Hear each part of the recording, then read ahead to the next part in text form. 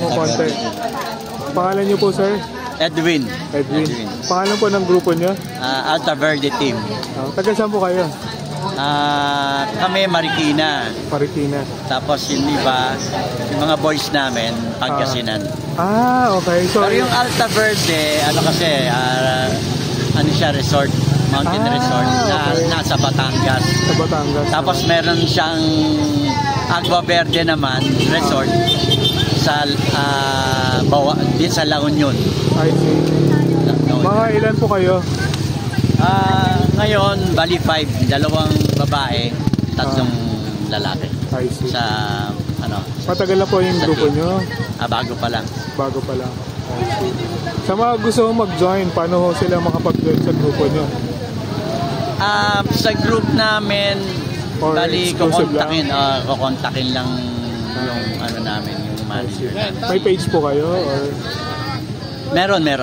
Pwede mag-message doon sa page. Okay. Sige. Para yung Alta Verde Mountain Resort. Mountain Getaway. I see. Para yung mga ibang kabataan na walang grupo, pwedeng sumali pwede. Baka sakali. Ano pong requirement? Basta sanay na kumarera. I see. Kasi yun ang namin, mga kumakarera. Usually sa mga big races. Okay.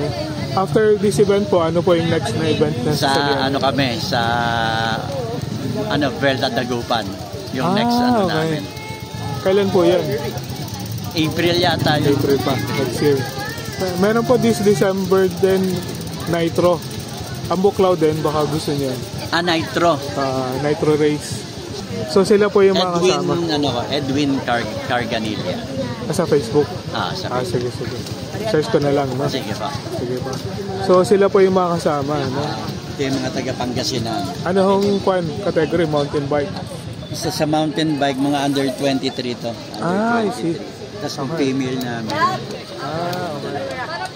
Ano mo na yung bag? Busy pa. Sige po, nice to meet you po. Nice to meet you. Sige po.